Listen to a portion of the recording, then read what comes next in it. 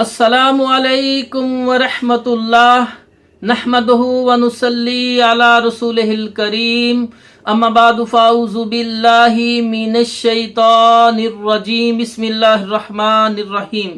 मेरे दोस्तों, बुजुर्गों और मेरी बहनों, आज मैं आपके सामने ये बयान करूंगा कि नमाज मगरब से पहले और अजान मगरब के बाद 2 रकत नमाज पढ़नी चाहिए। अल्लाह के रसूल पढ़ते थे, सहाबा पढ़ते थे, ताबीन पढ़ा करते थे।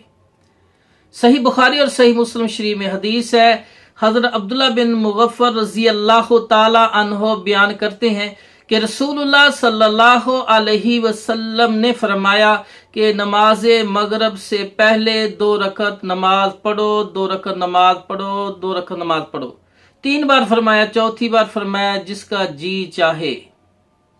अबू दाऊद में रवायत है, अब्दुल्ला मुज़नी रजी अल्लाह ताला फरमाते हैं, जब अल्लाह के रसूल ने 3 बार फरमाया, चौथी बार फरमाया जिसका जी चाहे, ये इसलिए इस खौफ की वजह से फरमाया। अबू दाऊद में है कि अल्लाह के रसूल ने इस खौफ की वजह से फरमाया कहीं लोग इसको अपने ऊपर लाजम ना कर लें, क्योंकि वो वही का दौर था, कहीं लोग इसको अपने ऊपर लाजम ना कर ले, इस खौफ से फरमाया जिसका जी चाहे।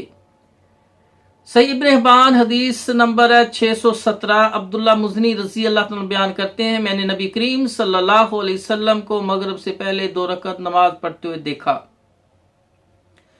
सही बुखारी शरीफ में है, किताबुल अजान के अंदर अनस बिन मालिक रजी अल्लाह तआला अन्हु बयान करते हैं कि जब मुअज्जिन अजान कहता तो रसूलुल्लाह सल्लल्लाहु अलैहि वसल्लम के सहाबा कराम में से बाज उठ के स्तूनों की तरफ लपकते और 2 रकत नमाज पढ़ते। अजान के बाद जमात से पहले 2 रकत नमाज पढ़ते। अल्लाह के रसूल जब मस्जिद में तशरीफ लाते तो सहाबा नमाज पढ़ रहे होते थे और अजान और अकामत के दरमियान बहुत कम वक़्त हुआ करता था। सही मुस्लिम किताबुल सलातुल मुसाफिरीन में है कि हज़रत अनस बिन मालिक रजी अल्लाह ताला अन्हु फरमाते हैं, जब हम मदीना में थे, मदीना में हम सहाबा कराम मगरिब से पहले 2 रकत नमाज पढ़ा करते थे।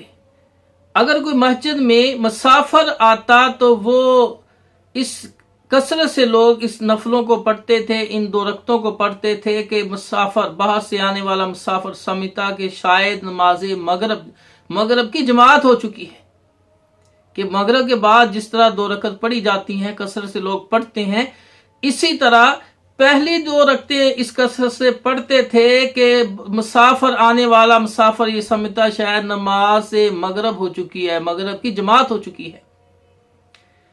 क़ियामुल लैल के अंदर सफ़ा 47 में है, हजरत खालिद बिन मादान रहमतुल्लाह फरमाते हैं कि अबू दरदा रजी अल्लाह ताला अन्हो इन रकतों को कसरत से पढ़ते थे, बाकायदा पढ़ते थे और फरमाया करते थे कि इन 2 रकतों को मैं कभी नहीं छोड़ूंगा, चाहे इसके बदले मुझे कोड़े मारे जाएं।